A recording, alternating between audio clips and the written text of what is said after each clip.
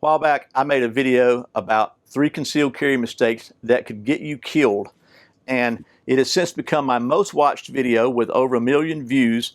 It's also become one of my most contentious videos with a lot of people disagreeing with some of the things I said. Well, in this video, we're going to address the topic which it seems like has created the most disagreement, and that is whether or not carrying with an empty chamber handicaps your ability to defend yourself and your family, and whether or not it is safe to carry a modern striker-fired pistol like this Glock with a round in the chamber. That's what's coming up next here on Survival on Purpose.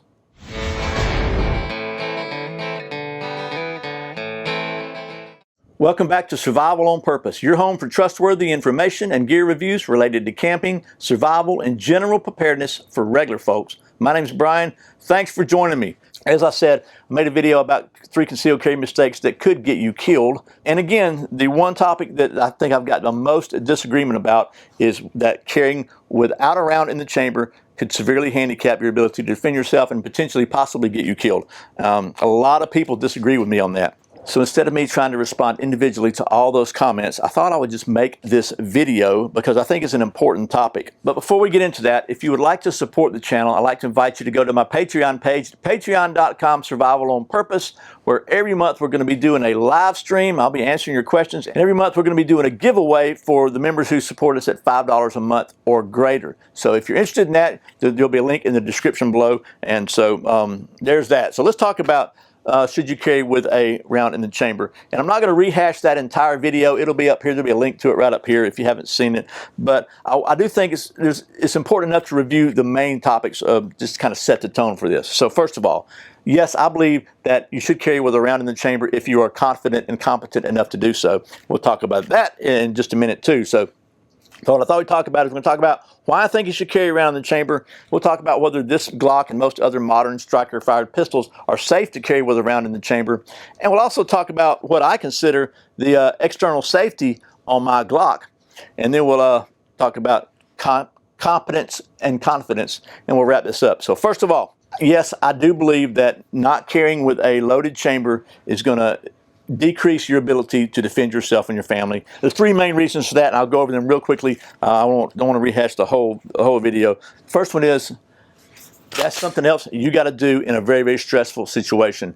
And if you've never been under the effects of adrenaline, then it's really hard to describe to you what happens to your brain and your thinking process. But basically, you go from your thinking, your cerebral cortex, you go to your caveman brain, as a lot of people call it. And what that means is it's hard to describe, but your pulse is going to go crank up, adrenaline is going to be spiking through your system, and you're not going to be thinking rationally the way you're thinking right now. Trust me on that. I just did a force-on-force training a couple of weeks ago where we use simunition, which is little 9mm paintballs, and they put you in scenarios where you either have to decide, should I shoot somebody or should I not shoot somebody, or what's going to happen, and I knew it was make-believe, okay? I knew this was not real. This is a make-believe scenario. But when I got in those scenarios, my adrenaline was spiked up. I could feel my heart pounding. At the end, when we did the debrief on them, they told me I said things I didn't remember saying. I did things I didn't remember doing. It was a very, very eye-opening experience as far as to the effects of adrenaline on your thinking and on your brain. So a couple of details about that. First of all, I don't want to have to remember to do this. If you go to Active Self-Protection channel, John Correa, he's got a great channel, and he examines surveillance videos from all over the world.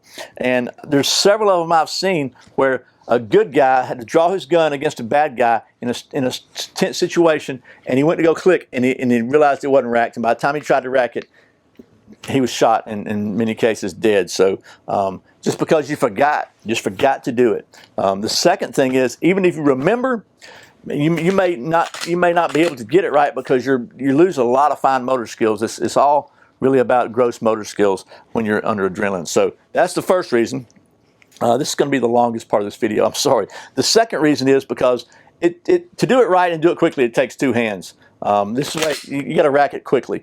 So yeah, you can do that pretty quickly. But what if somebody's grabbing you by the arm, pulling you along, and those are the bad guys? Or what if you're grappling, you're pushing them off, you're trying to hold them? Or even really what got me was, what if you're holding a child's hand and there's bad guys attacking? You don't want to let this kid go because you're trying to protect this child, right? So you want to be able to draw with one hand and put your gun into action. I know you can rack it on your belt, you can rack it on this or that, especially if you got a good pair of sights on there or a red dot, but that's not optimal. That's like a last ditch emergency method. So it's just, you got to take two hands. And the third reason, the main reason in my mind, is about time. The average gunfight lasts about 3 seconds, and I'll do another video about averages because they don't mean a thing in the world when it's happening to you. But 3 seconds is not a long time, and so if it takes you a half a second, that is almost 20%, almost a fifth of the time that average gunfights happen.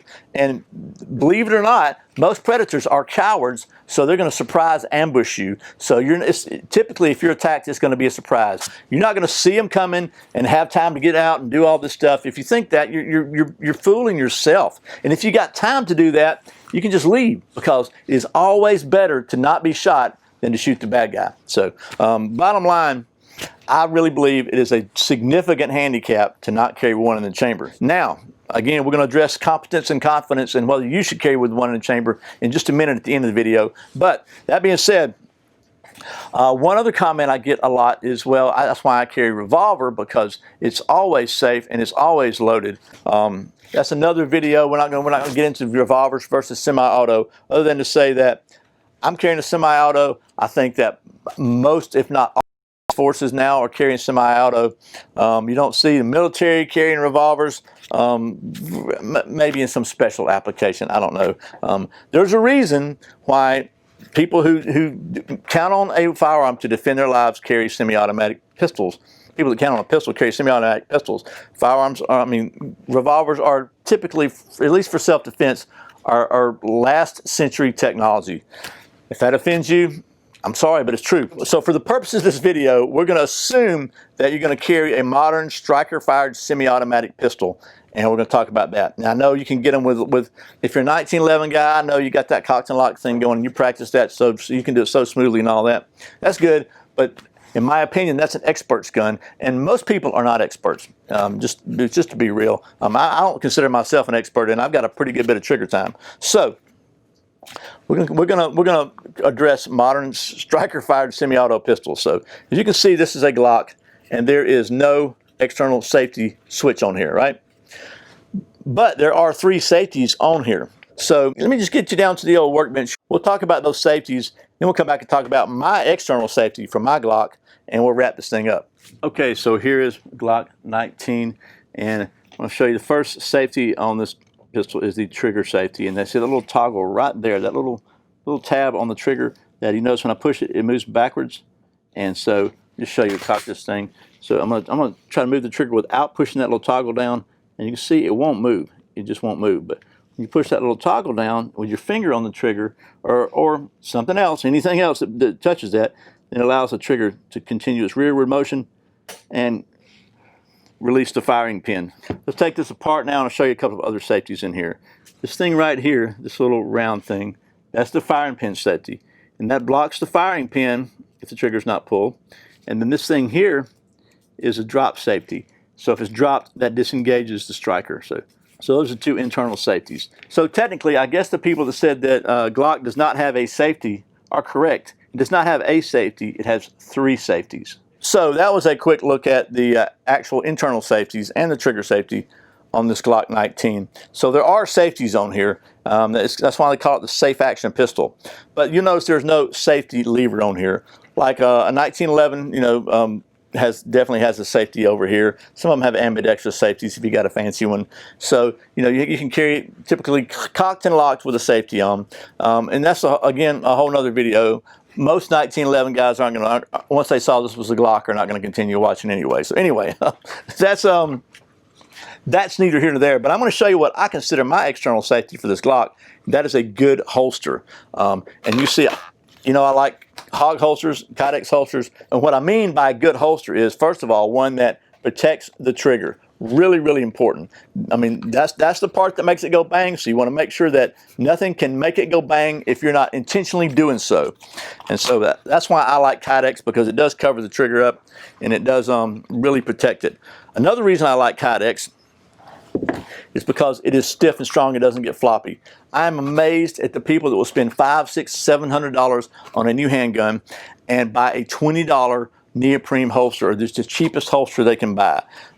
Because the problem with that is, if it's soft and floppy, I mean, it could flop over when you're holstering your pistol and get in your trigger guard and push it. The same thing can happen with leather as it gets old and kind of folds. If you can kind of flop over if you're not paying attention when you reholster. So first of all, you want to pay attention always when you're messing with firearms. But that's the main thing, is to protect that trigger. Speaking of protecting that trigger, we got one more safety item to talk about, and I put my list up here of the 4 universal firearm safety rules. We're not going to go over all 4 of these, because what I really want to talk about right now is keep your finger off the trigger until you are ready to shoot. Again, that is that's the dangerous part of the gun right there as far as firing. That's what makes it go bang. So if you're trying to holster and you got your finger on the trigger here, if you used to run around with your finger on the trigger like everybody does on TV and in the movies, which don't do that, then you're an accident waiting to happen. They used to call it accidental discharges. Now they call it negligent discharges, because it is negligent. If this trigger does not get moved to the rear, this gun is not going to accidentally go off. So keep your finger off that trigger and protect that trigger. That's real important. If you follow those rules, your gun is not going to go off in the holster. It's not just going to go off. You're going to be able to safely carry with one in the chamber. The danger is when you're handling that gun. So that brings me to my final point, and we're going to close with this. And I know whenever my pastor says that, I figure we got another 30 minutes to go. That's not going to be the case here, I promise. But a lot of people seem to think that what I was saying in that video was that if you don't carry with the one in the chamber, you shouldn't carry at all. If you're not confident enough to do so, you shouldn't be carrying. And as a matter of fact, there were a lot of comments that said exactly that. So let me be really clear. That is not what I said and not what I'm saying now. I think if you don't have enough confidence to carry with one in the chamber, carrying with an empty chamber is far better than not carrying at all. But I do think that you should have a goal of gaining enough competence so you can have enough confidence to carry with one in the chamber. And that means you got to have confidence in your firearm, that it's not going to go bang in your holster. And if you got a modern striker-fired firearm, that's not really an issue. And the other part of confidence you need to have is in yourself and your abilities. And the way you build that confidence is by building your competence. And the way you build your competence is by training and then practicing what you learned in training. I just want to be real clear about that. Training and practice are 2 different things. Training is done under the watchful eye of a competent instructor who can watch you and show you what maybe things you need to improve on, maybe make suggestions on things you haven't even thought of, and just really help you learn what you need to practice. And then you take those skills and those things that you learned in training and you practice them and practice them and practice them until they become second nature. And then you become competent.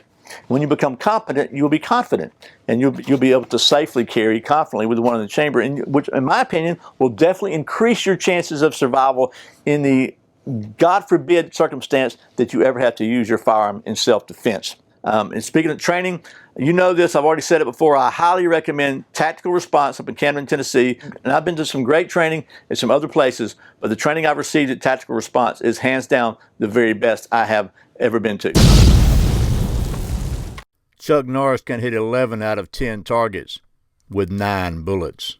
So hopefully this has been a reasonably informative and rational response to all the people who disagreed with me and say that it's not safe to carry with one in the chamber, and that it only takes a second to put one in the chamber, and that I'm just dangerous. I'm endangering people's lives by carrying a loaded gun around with me. And I'm sure there'll still be people in the comments below that echo those sentiments. So really all I can say is let the games begin. And again, if you want to support the channel, you can go to patreon.com/survivalonpurpose. There'll be a link in the video description below.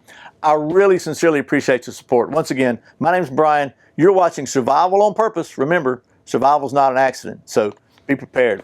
I'll see you next time.